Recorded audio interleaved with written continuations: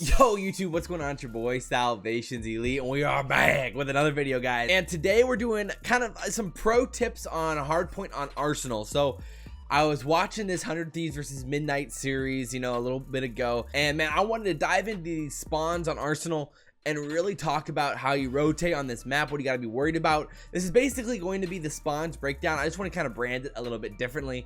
You got to interest the people.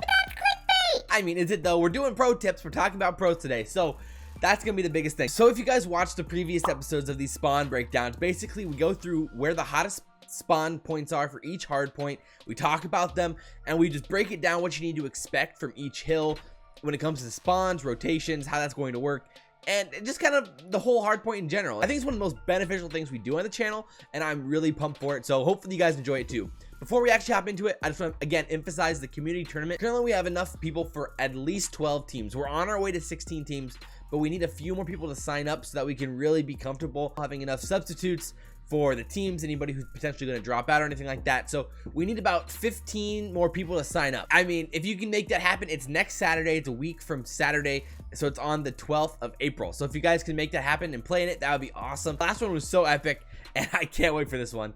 And that's just kind of the little shameless plug for that. So the link is in the description to find out how you enter if you guys want to go check that one out. So going into this video, I really wasn't expecting too much from Arsenal Hardpoint when it came to spawns. I knew sometimes it could be a little weird, but for the most part, mid hills, whatever, I didn't think too much of it. But I was really surprised to see how inconsistent some of the spawns can be on this map, and I was really surprised to overall with how these spawns sometimes work. Obviously you get a feel for it while you're playing the game.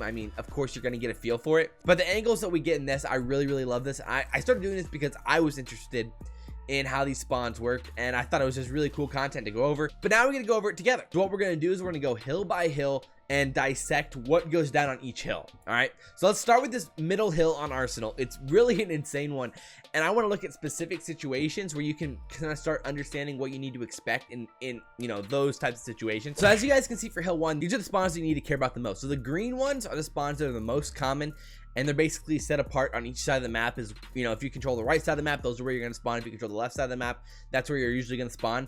And then we have to pay attention to some of these weird, unusual spawns and spawn flips, which are the most important things. It's so important to pay attention to spawn flips because that can give you a ton of information about where the opposing team could potentially be. And you have to really understand where the normal spawns are and what an unusual spawn is and how that can affect the map. So let's just jump right into it and dive into the situation. So if you look at this here, Midnight spawns out way back behind statue on statue stairs. When you're previously spawning out back behind trophy, then you end up spawning out way back there on the other side of the map. That means that the opposing team is pushing up into your trophy spawn. The closest that somebody could possibly be to that person who spawned out though would be somebody in lobby. As you can see, Priesta is sitting in lobby there. Based off the setup, that's why Midnight spawned out, so you gotta be aware of the situation. So now just a few seconds ahead, Kenny actually spawns out in turrets, which is one of those unusual spawns for this hill.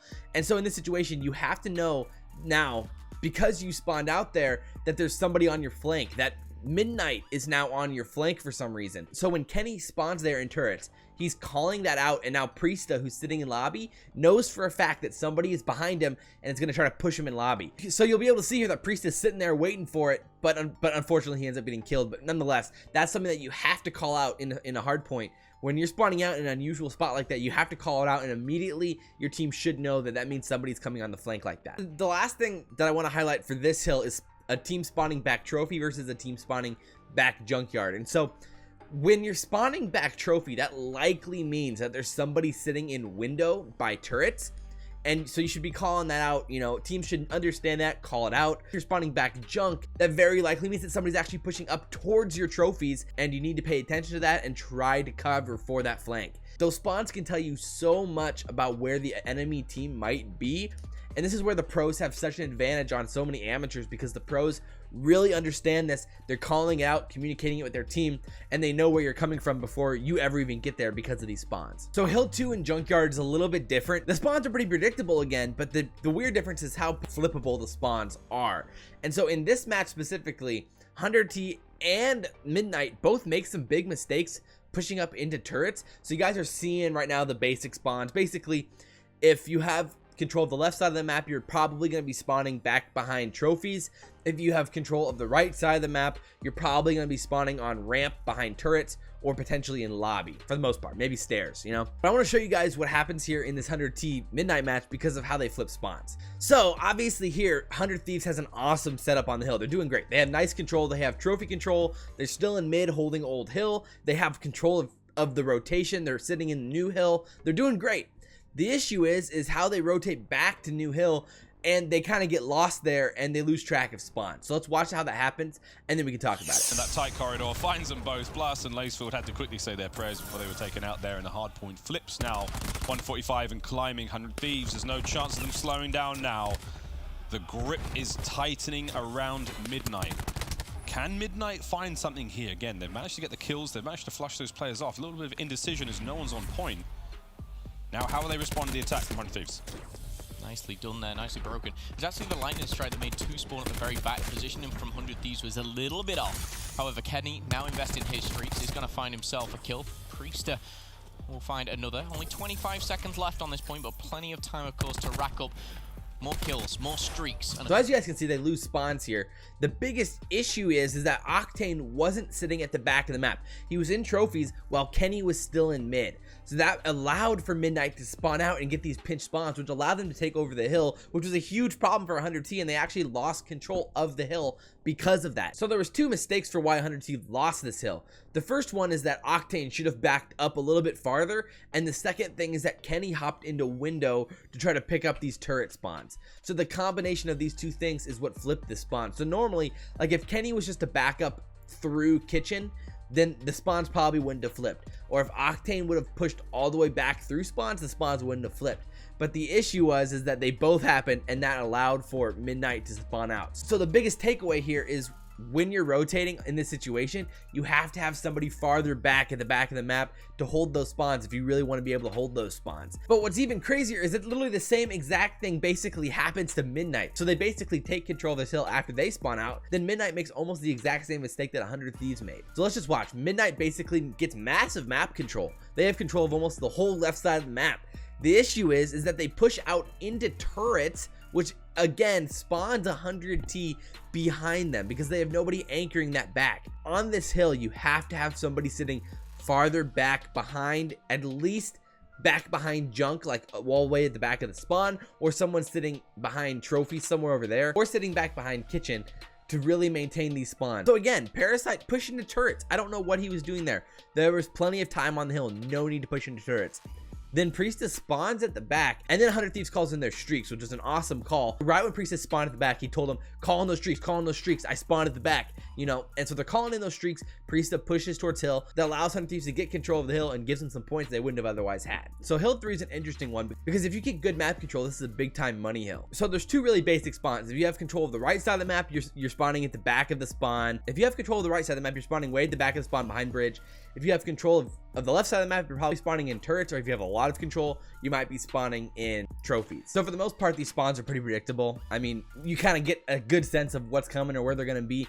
The biggest thing here is when you spawn out, you have to immediately know that they're going to be at your back. So watch here as Priesta hits the flank on this left side into the back of spawn, and immediately Midnight spawns out. Now they know somebody is on them at the back.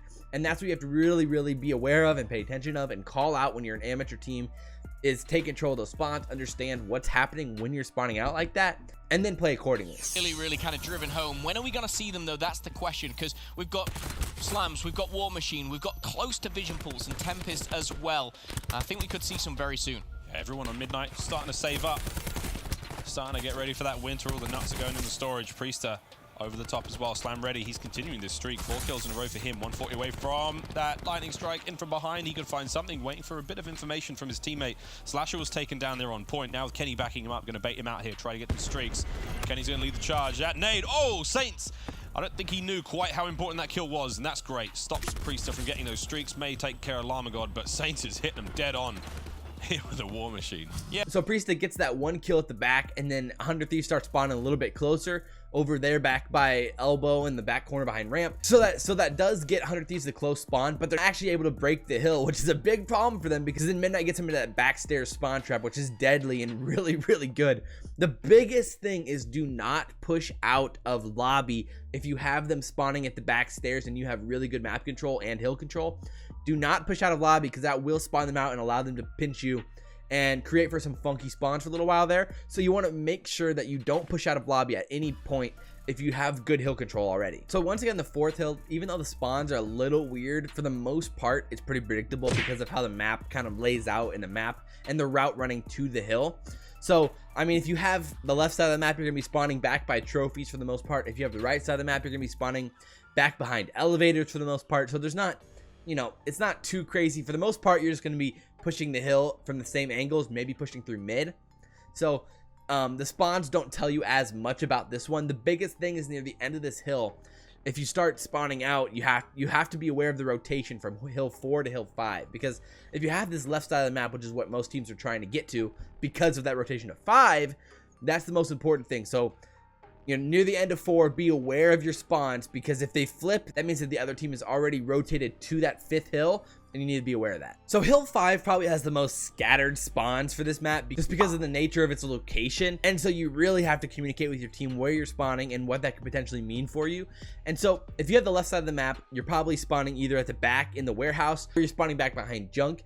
If you have the right side of the map, you're either spawning front turret, back turret, or in lobby, or maybe on stairs. So there's a few interesting things for the spawns for this hill, but they're not as telltale as a lot of other spawns are. So right here, if you guys see, if you spawn back turret, very, very likely means that the other team is still spawning in lobby. It means that the back side of the hill is still really clustered with a lot of people there, and it's screwing up the spawns at the back, and both teams are spawning out.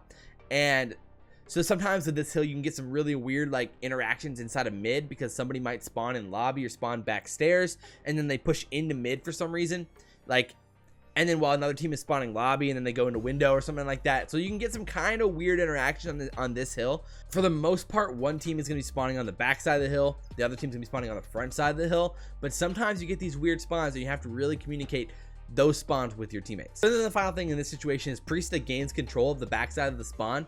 But the issue is that, you know, Midnight is spawning still pretty close. They're spawning there at front side turret. And that front side turret spawn you have to be pretty aware of, because you might underestimate how quickly the other team can get to you, get to the spawn, get to the hill. And because of that spawn, it makes it pretty easy for them to push for your spawn.